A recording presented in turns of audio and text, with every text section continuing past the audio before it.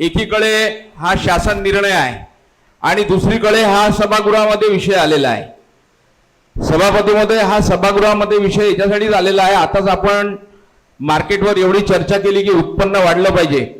उत्पन्न वाढणं काय आणि खर्च कमी करणं काय, या दोन्ही बाबी सारख्या आहे. पहिला विषय होता उत्पन्न वाढीचा आणि दुसरा विषय आहे खर्च कमी करण्याचा. खर्च कमी करणं म्हणजेच उत्पन्न वाढणं. सभापती महोदय, याच्यामध्ये आपल्याला स्पष्ट सांगितलेलं आहे की माननीय सहायुक्त नगर परिषद प्रशासन संचालन मुंबई यांचे दिनांक 30/10/2025 रोजी पत्राद्वारे दिनांक 25 जुलै 2025 शासन निर्णयानुसार आयुक्त तथा संचालक यांच्या अध्यक्षता समितीने निविदा कमी दराची असल्यामुळे अंतिम करण्यात आलेली आहे. कोणाची?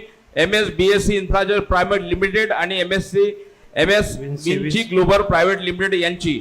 संचालनाने या संस्थेबरोबर करारनामा करून दिनांक 10 ऑक्टोबर 2025 रोजी कार्यादेश आरंभ दिलेला आहे.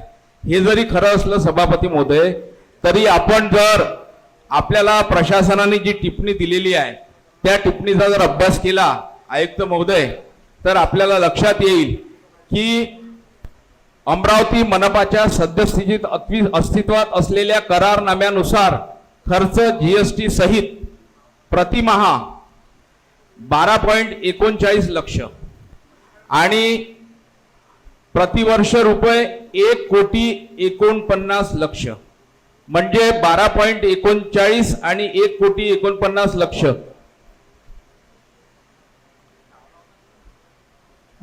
हा मनपाकडनं होणारा खर्च आहे.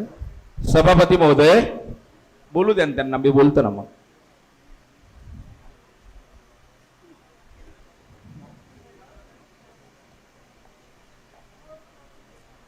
सभापती महोदय, सद्यस्थितीत अमरावती मनपाच्या अस्तित्वात असलेल्या करारनाम्यानुसार खर्च व नगर परिषद प्रशासन संचालनालयाकडून नेमण्यात आलेल्या कंत्राटानुसार अंदाजित खर्चाचा तुलनात्मक तक्ता पुढील प्रमाणे आहे.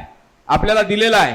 अमरावती मनपाच्या सद्यस्थितीत अस्तित्वात असलेल्या करारनाम्यानुसार खर्च GST सहित प्रतिमाहा 12.39 लक्ष आणि नगर परिषद प्रशासन संचालनालयाकडून नेमण्यात आलेल्या कंत्राटदारानुसार अंदाजित खर्च GST व इतर कर वगळून 64.11 लक्ष आणि याच्यामधला मनपावर येणारा अतिरिक्त बोजा खाली दिलेला आहे 51.52 लक्ष प्रतिमाहा. सभापती महोदय, महत्वाचा विषय आहे.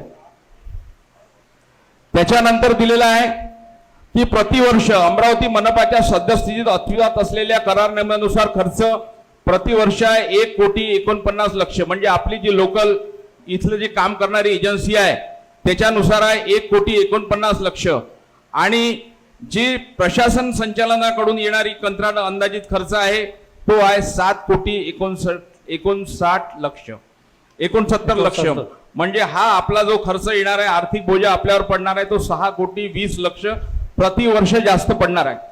सभापती महोदय, आणि याच्यामध्ये GST सुद्धा दिलेला आहे.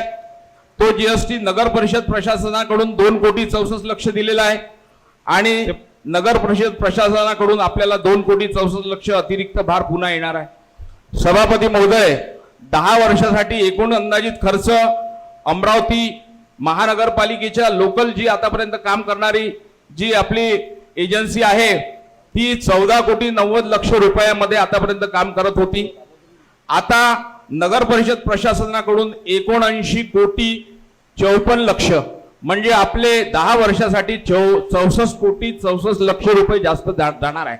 सभापती महोदय, आणि मनपाची जर परिस्थिती पाहिली तर आपण जर त्या कंपनीला देयक अदा करू शकलो नाही वेळेवर, तिथे कंपनी काम सोडून जाणार आहे. सभापती महोदय, आणि या शहराचा बट्ट्याबोळ राहिल्याशिवाय राहणार नाही आणि म्हणून हा आर्थिक बोजा सहन करण्याची क्षमता सध्या तरी महानगरपालिकेची नाही आहे.